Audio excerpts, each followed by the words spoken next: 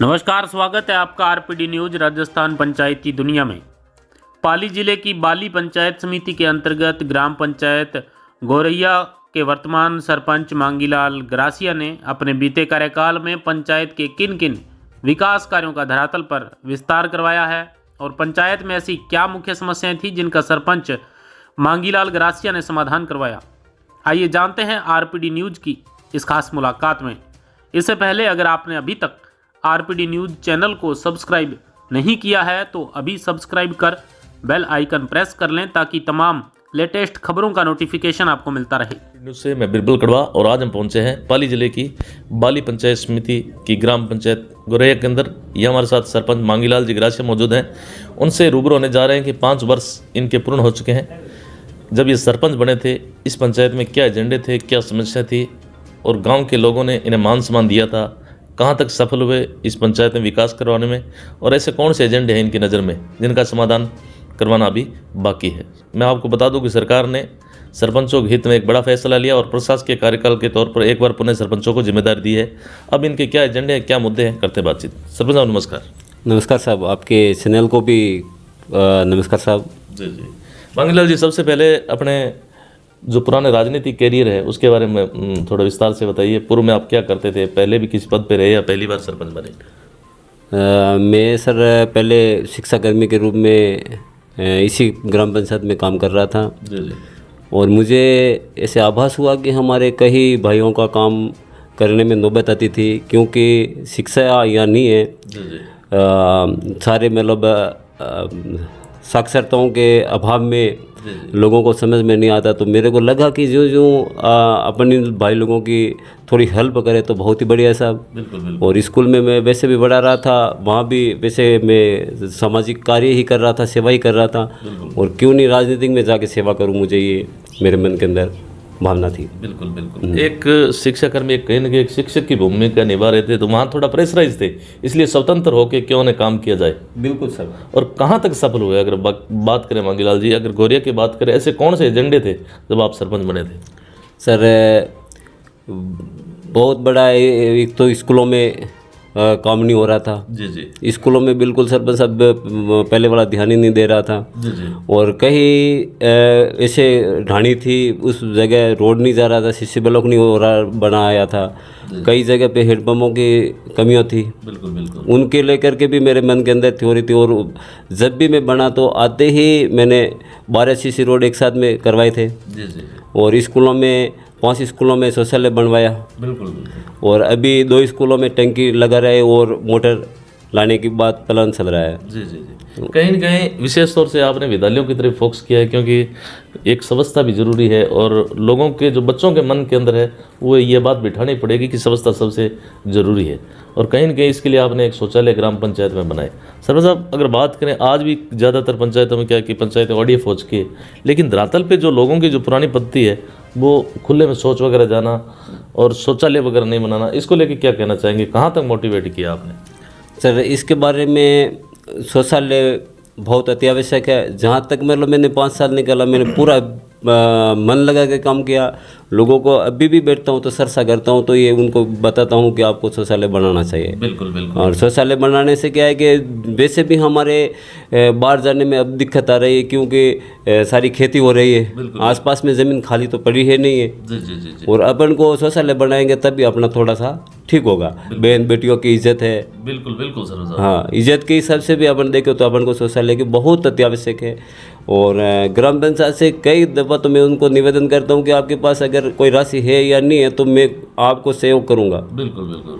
जितना होगा ना उतना सहयोग करूँगा, बाकी आप तो बढ़वाने में रुचि रखो और बढ़ाओ। बिल्कुल। गोरैया की बात करें सरपंच साहब, एजुकेशन का स्तर किस प्रकार का आज के जीवन में सबसे जो बड़ी आवश्यकता है शिक्षा, अगर यहाँ विद्यालयों की बात करें किस प्रकार की परेशानियाँ हैं विद्यालय में, स्टाफ वगैरह की किस प्रकार से है, बच्चे किस प्रकार से विद्यालय वगैरह में जाते हैं? हमारे ग्राम पंचायत गोरैया के अंदर स्कूलों में कई स्कूलों में बहुत अच्छी व्यवस्था है, स्टाफ भी ठीक है।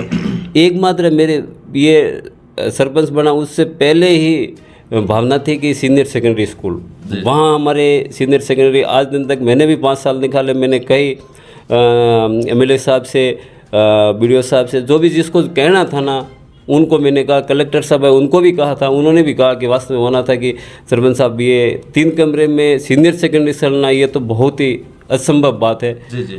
और सीनियर सेकेंडरी हमारी मात्र 3 कमरों में चलती हैं आज भी 3 कमरों में चलते हैं। और बच्चे कम से कम आपको बताऊँ कि 300 से पार है। जी जी। हाँ, तो 350 300 तो ये तो एक बहुत बड़ी समस्या साहब। सीनियर सेकेंडरी जिस गांव के ग्राम पंचायत के अंदर सीनियर सेकेंडरी के भवन रहित है तो कितनी बड़ी समस्या होगी साहब। बिल्कुल बिल्कुल। और वैसे 3 कमरे पीएस के मान लेते हैं आज की तारीख में। बिल्कुल बिल्कुल। और ये बहुत गंभीर समस्या। मैंने आकर के यहाँ पहाड़ क्षेत्र है और यहाँ समतलीकरण तो कहीं हमारे को मिलती नहीं, मैदान तो मिल नहीं रहा है। मैंने 10 लाख रुपए लगा करके समतलीकरण करवाया था ग्राम पंचायत से। जी जी जी। और उसके हिसाब से निवेदन किया कि आप हमारे को राशि दो, तो उन्होंने 16 लाख रुपए देकर के 4 दीवारी बनवाई। जी जी जी। अब हम चाहते हैं कि मतलब कहीं से भी शिक्षा विभाग से, रमसा से, सर्व शिक्षा अभियान से, यहाँ से हमारे को अगर भवन मिल जाए ना तो बहुत बड़ी बात है। जी जी। और अब की बार हमने प्रयास किया था एमएलए साहब से, 20 लाख रुपए उन्होंने उनके कोटे से दिया था। जी जी।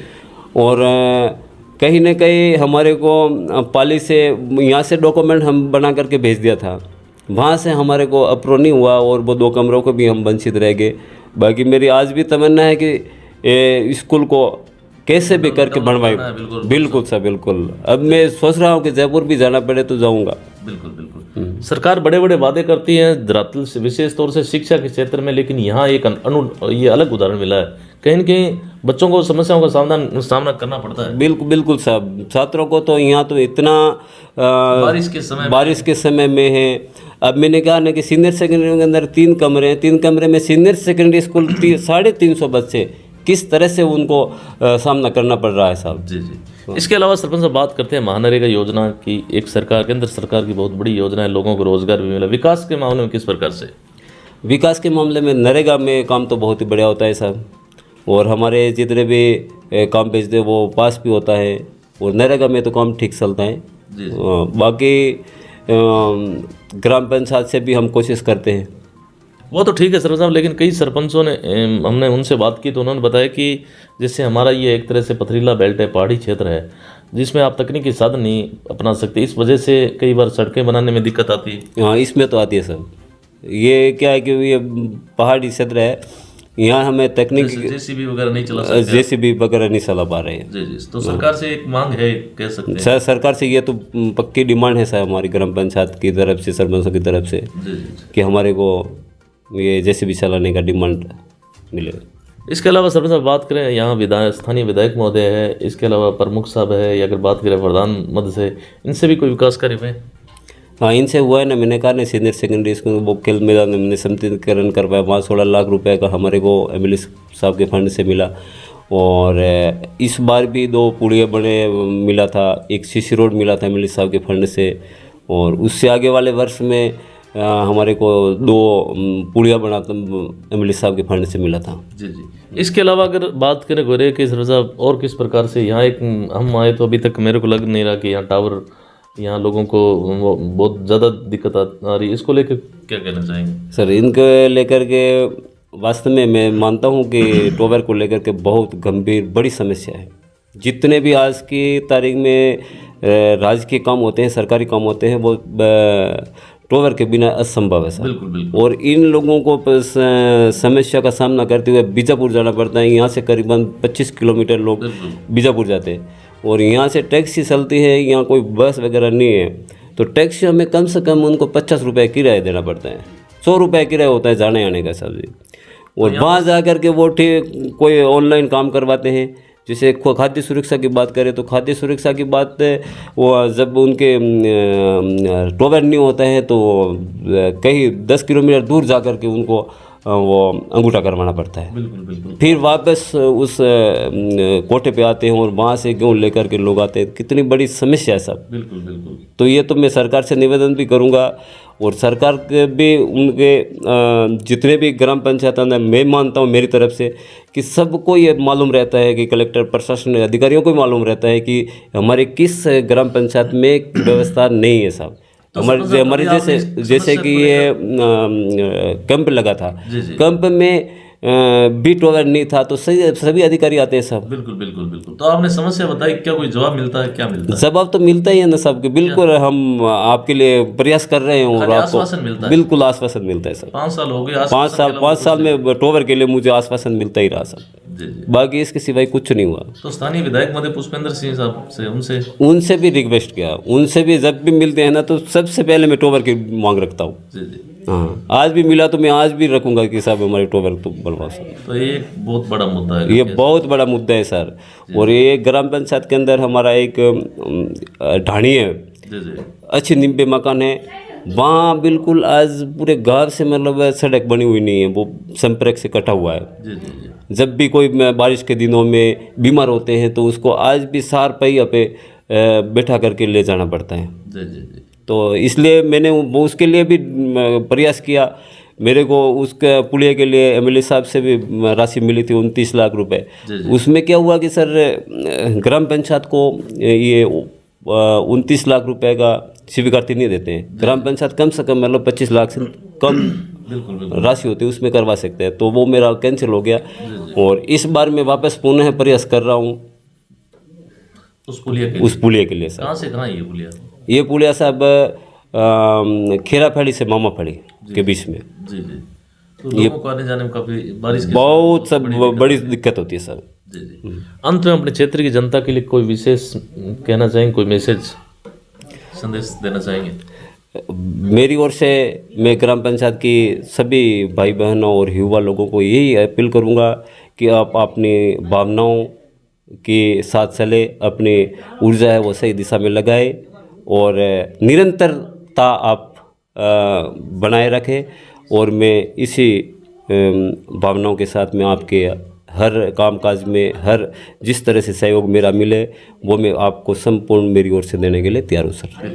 तो यह थी हमारी खास मुलाकात ग्राम पंचायत गोरैया के जो सरपंच हैं मांगीलाल जी, जिनसे हमने ग्राम पंचायत के मुद्दों पर, यहाँ की समस्याओं पर फोकस किया। धन्यवाद सरपंच साहब, समय देने के लिए बहुत बहुत धन्यवाद। बहुत धन्यवाद आपको भी।